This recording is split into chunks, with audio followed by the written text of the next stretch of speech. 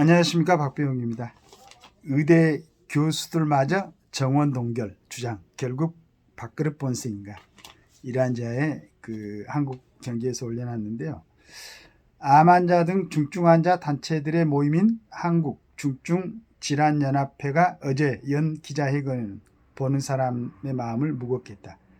연합회는 전공의 집단 사지구 병원에서 말기 암 환자들에게 바로 호스피스를 제한하거나 더 이상 치료 방법이 없으니 내원하지 말라고 통보했다고 전했다. 직설적으로 말하면 죽음을 준비하라는 얘기다. 전공의 집단 사직정과는 완전히 달라졌다는 것이 연합회 설명이다. 말기 암 환자의 경우 마지막까지 치료할 수 있다면 다른 방법을 제안하는 것이 관례였고, 상당수는 짧게는 몇 달, 길게는 5년까지 생명이 연장됐다고 한다. 환자단체가 죽음으로 내몰지 말아달라고 호소한 것은 의료계를 어떻게든 돌려보려는 차원으로 풀이된다. 의료계가 환자들을 언급하지 않는 채 대정부 강경투쟁만 외치고 있었다. 정부가 지난 19일 국립대 총장들의 건의를 받아들여 의대 2,000명 증원 방침에서 물러섰지만 의사단체들은 증원 불가만 되풀이하고 있다. 대한전공협의회, 또 대한의사협회 등은 정부 발표 일제히 의대 증원 방침 자체를 백지하라고 요구했다.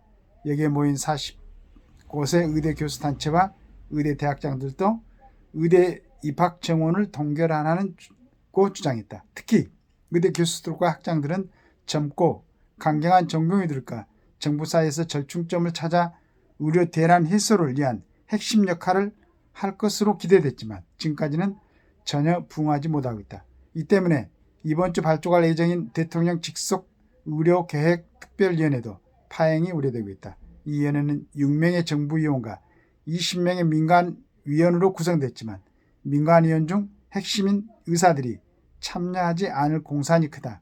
사회적 논의기구가 작동하지 않으면 의료체계는 붕괴 수순으로 갈 수밖에 없다. 의대 교수들은 지금까지 돈보다 환자의 연구를 중시했기 때문에 존경과 신망을 받아왔다. 전공의들을 다독여 사회적 대화에 나서도록 할 의무가 있다. 이를 다하지 않고 의료계의 밥그릇 지키기에 동참하면 사회와 국민들로부터 고립될 것이다. 좀 씁쓸한 그런 내용입니다. 정부에서 한 발자국 이제 양보를 한 것 같은데, 그 의사들이 우리나라에서 가장 머리가 좋고, 그 다음에 이제 학교 교사들이 항상 뒤에 선생님이라는 그 존칭을 붙여서 우리가 불러드렸던 그 의사분들, 의사 선생님들, 이런 분들이 뭐 정말로 돈만 갖고 그러진 않겠죠. 여러 가지 이제 뭐 생각이 있겠지만은, 여하튼 그 중증 질환 연합회 이런 분들의 그 참 급한 안타까운 마음을 갖다가 좀 돌아보고 정상으로 빨리 회귀했으면 좋겠습니다. 감사합니다. 박병욱입니다.